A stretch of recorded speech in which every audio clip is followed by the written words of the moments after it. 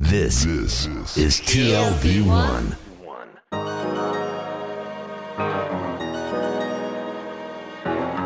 The Tel Aviv Review. Hello and welcome to the Tel Aviv Review. I'm your host, Dalia Shenlin. And I'm Gilad Harper. This episode is brought to you by the Israel Democracy Institute, an independent center of research and action dedicated to strengthening the foundations of Israeli democracy. Every week, we interview authors of books and studies and researchers and people that we find fascinating. If you like us, please consider supporting us on Patreon. You'll find out about it on our homepage, tlv1.fm/Tel Aviv Review. Our guest today is Professor Karnit Flug. She's Vice President of Research and the William Davidson Senior Fellow for Economic Policy at the Israel Democracy Institute.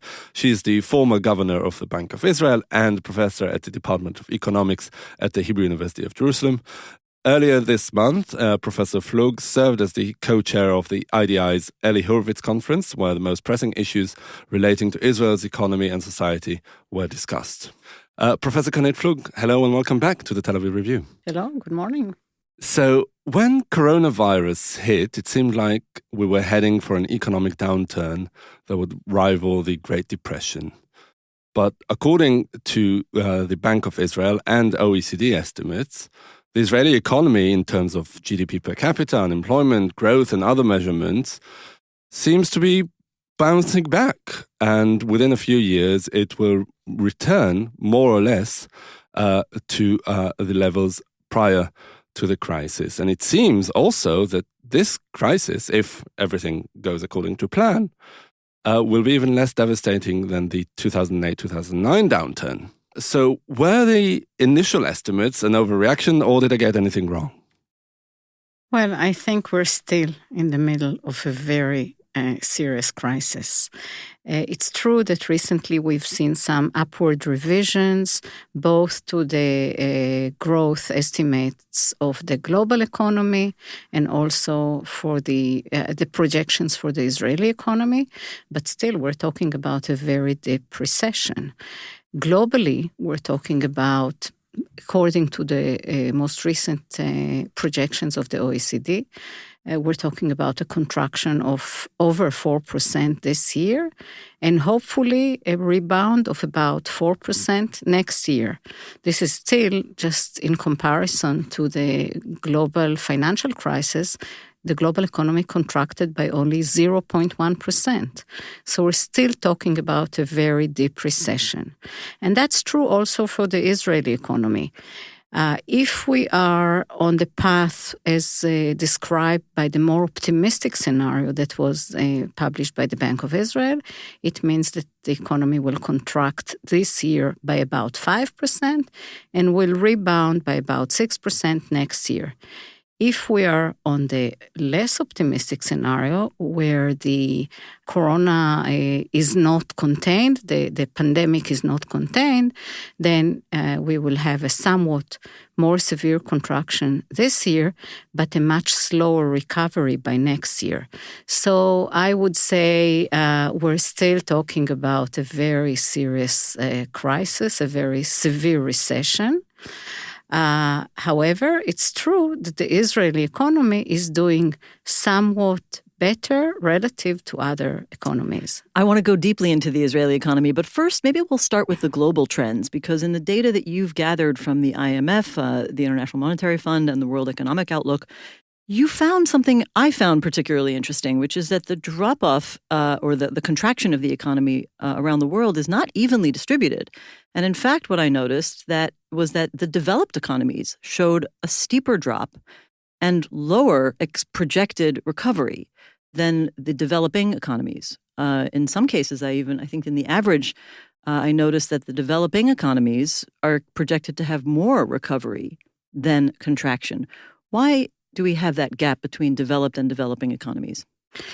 Well, I think what is very significant about the current recession, global recession, first of all, is that all parts of the world are in recession.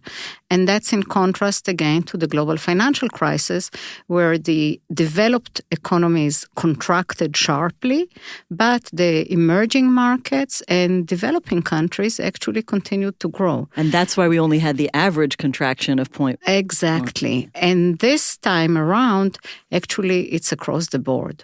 All the economies are suffering to different degrees.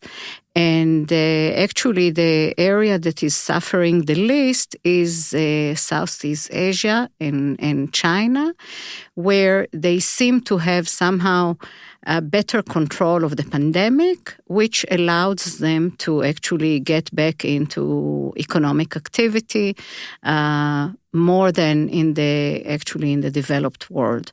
So that's what we see. One is very general recession with different degrees or different severities, mostly depending on how well you get control over the pandemic. What are the reasons, the structural reasons and the policy reasons that Israel is doing relatively better to other parts of the world, including the developed world? Well, I think the main reason why the Israeli economy seems to be faring somewhat better than other economies is actually the structure of the economy. And at the two extremes are one sector that has not actually suffered from the pandemic, and that's the high-tech sector. We have a relatively large high-tech sector. It contributes something like 15, maybe 18% to GDP. And that part was actually shielded from the pandemic because these sectors have seen actually an increase in the demand for many, many parts of that sector for its services, be it cyber, or digital health, or communication. All of these parts which are important parts of the high-tech sector, actually have seen growing demand. And that sector could also continue functioning because much of the work can be done from home. So, and it's a very digital sector, and also its labor force is very highly skilled and with digital skills. So they were not only shielded, but they actually continued growing. So that's one element which made the Israeli economy more resilient. On the other hand, we have a fairly small tourism sector. It only contributes less than 3% to GDP, less than 4% of employment. And if we compare that sector to, for example, Italy or Spain or other countries where it's almost 10% of GDP, or somewhere between 7 and 8% of GDP, that sector was the most severely hit in the crisis. And I noticed that Spain was one of the countries that had among the most severe economic contractions. Right. So some of these countries were actually very, very severely hit because that sector was basically paralyzed. And again, the fact that we have a small tourism sector meant that a relatively smaller part was so severely hit. And so these are, I think, the structural or the structure of the economy was such that made us somewhat less susceptible or more resilient to this particular kind of crisis. I think this is the main factor. I think in terms of policies, I would say that Israel's policies were along the lines of other economies in terms of the overall size of the support package, support for households, support for businesses. But here I think the picture is more, I would say, mixed. Well, let's talk about some of the internal dynamics. I mean, one of the things that is clear in Israel is that the people who have been hardest hit by the economic contraction are, in many ways, the service industry, lower socioeconomic classes, the communities that already are disproportionately poor in Israel, particularly the Arab community and ultra-Orthodox. First, I have many questions about this, but first of all, is this a global problem? Because we know that in the U.S. we have a similar phenomenon, both the virus and the economic injury and damage is deeper among the underprivileged populations. Is that a global problem? It is a global problem, and it's very severe in Israel. Israel generally is characterized by relatively high inequality. And this sector very clearly widened the inequality. Partly it's because of the sectoral composition, again, the fact that the sectors, and that's true across the world, that the sectors that were most severely hit are, as you said, services and restaurants, and those are services as well, and other services that generally are characterized by employment that is of lower skills, young people, more women, and in our case also the sectors that generally are not as engaged in the labor market. And so both in Israel and in other places, the gaps were widened, but we started from a very wide social economic gap, and it widened even more. Now, actually one element that was specific about this current crisis is that those who could move to work from home, again, those sectors and those individuals that could move to work from home and had the digital skills and the digital infrastructure were shielded because, this particular crisis actually prevented people from going to their workplace. And if they could continue working from home, they were shielded. I'm curious if you can pinpoint for us the nature of the inequality in Israel, since you mentioned that we started off at a high level of inequality. Where does Israel stand right now in the Gini coefficient? Okay.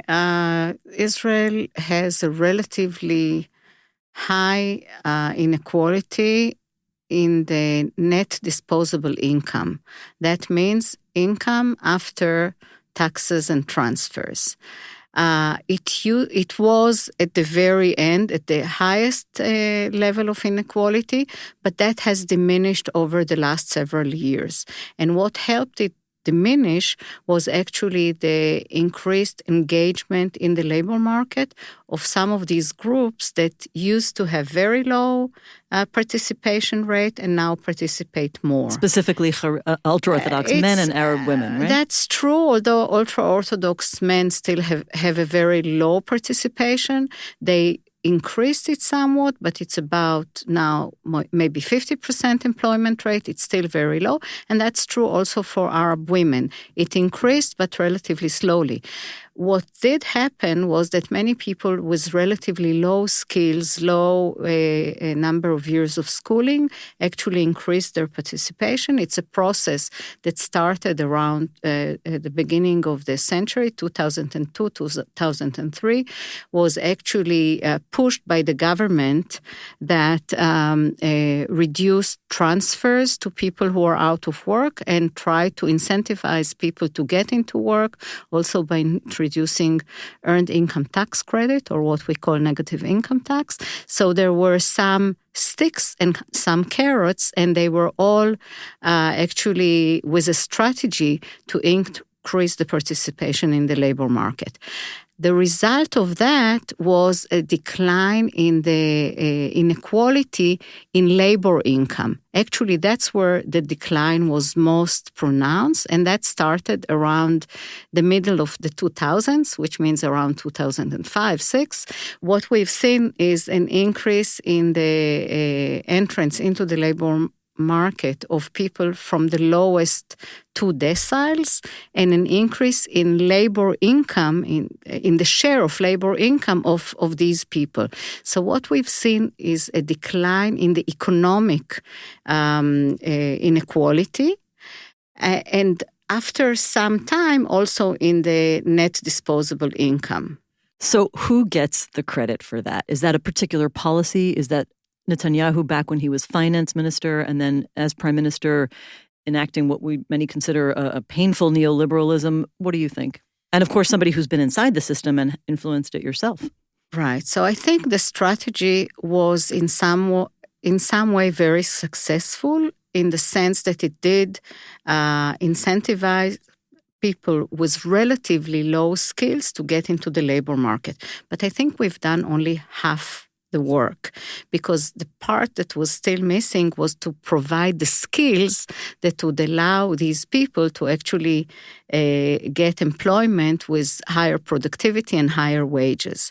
So when you ask about inequality, we've reduced the inequality in the total household income, but the inequality in per hour wage is still very high because it reflects the inequality in skills and in productivity. Now, who gets the credit? I think it's the governments over the years with the strategy of actually what was called from welfare to work. But I think the half-empty glass is the provision of skills, which was still missing. Now, what obviously concerns me very much is, we've gone a very long way from welfare to work over the last 15 years. But when I look at the current unemployment numbers, I'm very worried that we're going to do the way back in a very short time. And that's where I think the main challenge actually lies now. Exactly. And what does it mean really for the overall fiscal stability of Israel, in terms of GDP, etc., in view of the current crisis? Because, as you said, Israel, the handout package was pretty much in line with that of other developed economies. And were we Israel able to afford all this? I mean, to what extent did we reach the crisis with the degree of robustness that would allow us to weather it in this regard, or are we really heading into an enormous deficit and a downturn that would last for years? So the answer is yes, yes, and yes. What do I mean by that? Yes, we entered the crisis relatively well prepared in the sense that we have reduced our debt to GDP ratio over the last 15 years. But it was rising just before, correct? Well, no, actually it was not falling as fast as it could, but it was falling. Partly as a result of an increase in the denominator, which is the growth. But we have reached the level of 60% of GDP, debt to GDP ratio, and that was relatively to other developed countries, actually a good place to be in. And that allowed us to increase spending very rapidly in order to deal with the crisis.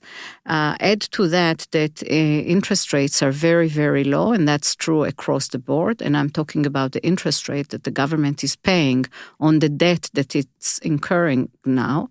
And that allows, again, to finance this higher deficits and higher debt at a relatively cheap rate. And that actually, this expansion, this very substantial expansion of spending is what all the relatively conservative institutions, international institutions recommend to countries that can do it. That's the way to deal with the crisis. So all those who, we economists call it, have fiscal space, which means that they can afford actually increasing the spending while incurring debt, should do it in order to minimize the extent of the economic damage and the longer-term effects of the economic crisis on the economy. Now, still, we have to take into account that the result of this increase in spending, reduction in tax receipts, results in a huge deficit. It's expected to be this year about 12.9% of GDP, which is really a number that we haven't seen actually since the middle of the 80s. But we see it in our credit card bills every month. I mean, they've gone down 2/3. That's consumer spending that's just being lost, right? Right, but the deficit of the government is rising extremely highly, and that means that we will end this year with a debt to GDP ratio which is more than 15% higher than what it was. It's going to be around 76% of GDP. Still, it's within the range of other developed economies. And that's why, as long as you do it within the bounds of what is done by other countries and what seems to be reasonable, the rating agencies, and in our case, actually reaffirmed their rating. They have not seen that as something that is not what is expected, given the severity of the crisis. And what will the government have to do to deal with it? Well, I think that, first of all, the government has to continue doing and supporting the economy as long as the crisis is here. And also during the initial period of recovery, it will have to continue spending. It will have to invest in infrastructure and continue supporting businesses that are sustainable, that can survive. I think this is a very important statement, in the sense that not to withdraw the support too early. And there is a risk of that. And then I think it will have to devise a multi-year plan to actually start reducing the deficit and the debt back to more normal level. Do you think there's going to be perhaps a sea change, or to a limited extent, in the outlook, in the attitude of those conservative institutions we were talking about, or even the consensus among economists around the world to what extent state intervention in the economy should go? Could this dealing with a crisis that required greater state intervention be some sort of a precedent for future economic policies in the developed world? Can I add to that question, or maybe even bring the world back from what seems to be a trend in the last 20 years of moving towards neoliberal economies and balance that out? I think we're already there. When you look at what the OECD is recommending and what the IMF is recommending, I think that it's very clear that their recommendation is expand, support, and only this way you can actually limit to some extent the scars of the economy and help recovery. I think also their realization, for example, that underfunding the health system, those countries that didn't fund the health system sufficiently suffered more. And I think there is already a recognition. Or those countries that don't have a health system, for example. Not to name names. That's right. So I think it's very clear that countries that had a well-functioning public sector had an easier time to actually apply the right policies and help their economies along the way. And my expectation is that the recovery will also be stronger in these countries. We haven't talked that much about the labor market, but I think we talked about the relative strength of our economy in terms of growth, or the contraction will be maybe less severe, but unemployment is very high in Israel. And right now is very high, and it's projected to stay quite high also over the next year. And even in the most optimistic scenario of the Bank of Israel, they're expecting to have, by the end of next year, an unemployment close to 8%, which is more than double the rate that we entered with. And this is related to also the policies that have been applied. The government actually gave unemployment benefit to all those who are either permanently or temporarily laid off, but didn't devise a retention scheme, a labor retention scheme, which was devised in many, many other countries, which I think may help them, especially in the recovery stage, because those businesses that retained their workers with very specific skills, with very specific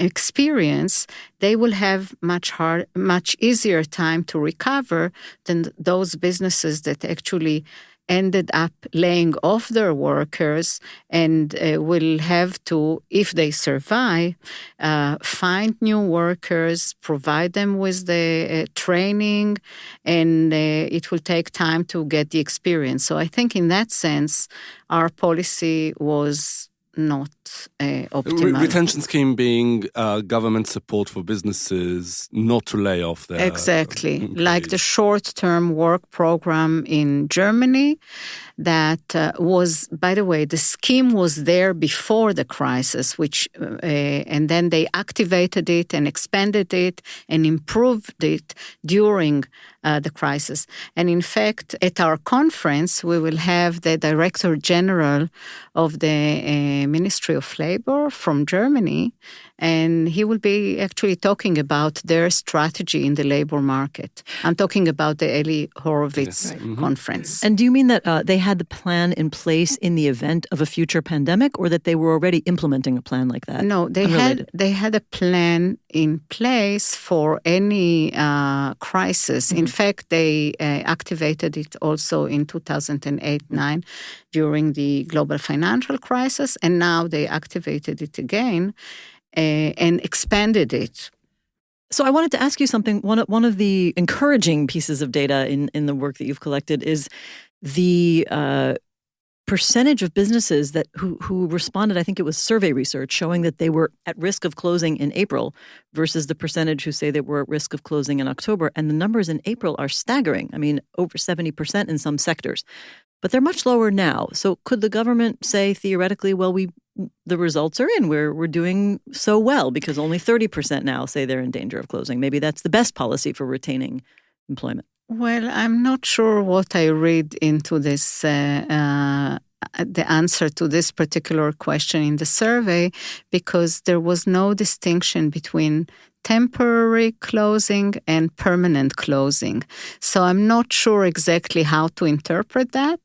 A positive interpretation would be what you just gave. A more negative interpretation would be that those who were about to close the last time around have already closed. That's a good point. So I should have seen that. So the ones that said that they're in less of a risk are those who survived. But I would not read too much into that answer, again, because the distinction was not made between temporary and permanent closure. Regardless of the government response to COVID, there are other, perhaps broader issues that affect and have affected and perhaps will affect the economy. And adding all that into the mix, it makes it even more complicated. And I'm talking about the fact that the state doesn't have a state budget for 2 years now. On the one hand, you see, as you point out, Israel has been making the right economic decisions when it counts. Let the listeners know that she raised her eyebrows when you said that. Yeah, no, but overall, I mean, the assessment is not entirely negative, and on the other hand, perhaps the most. I wish you guys could see her face. We're gonna let Professor Flug answer every part of your question with her eyebrows.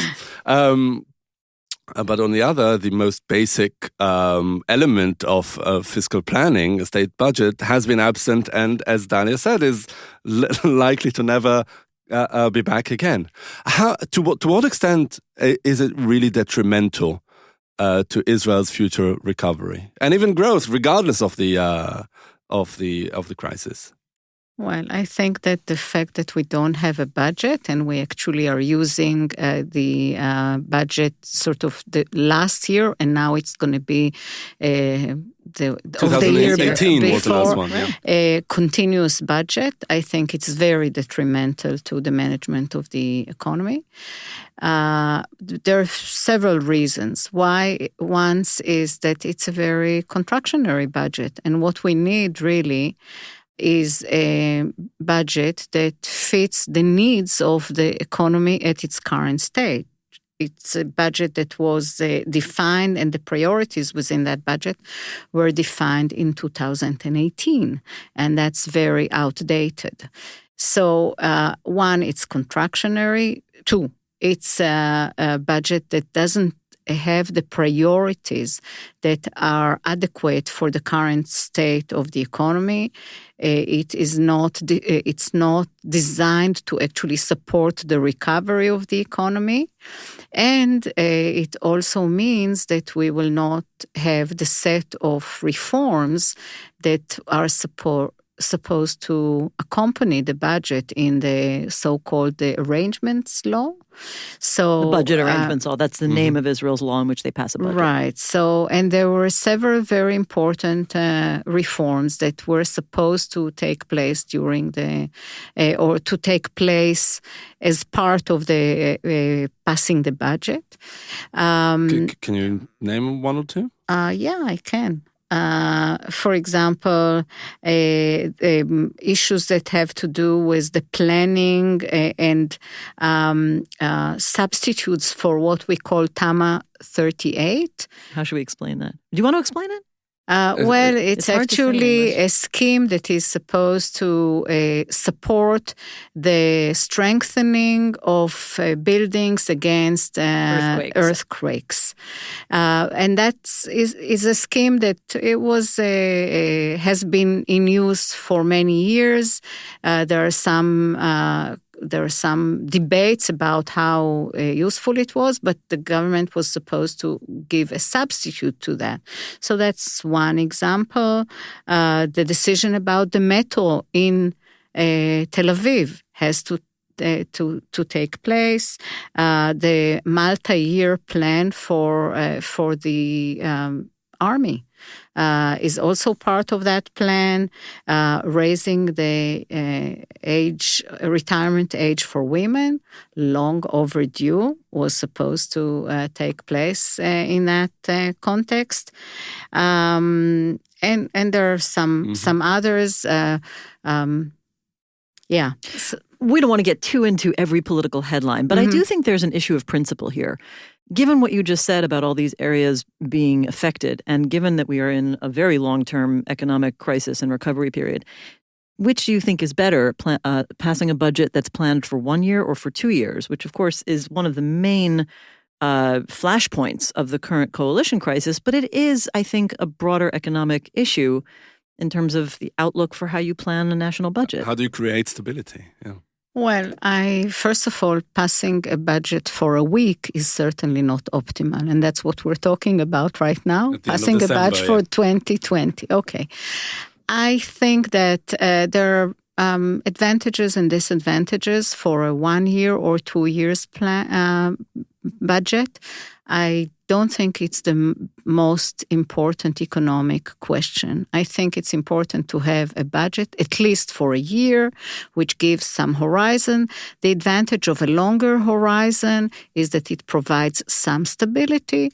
The price of a longer horizon is that there is more uncertainty about what will be the economic circumstances for the second year of the budget. So I think there are pros and cons, and therefore I don't think this is the main issue, but we certainly need a budget now for 2021. I think there is no question Goes about without that. saying. Yeah, that's a very important point. And I think the last question maybe I want to ask, unless Gilad would like to add something afterwards.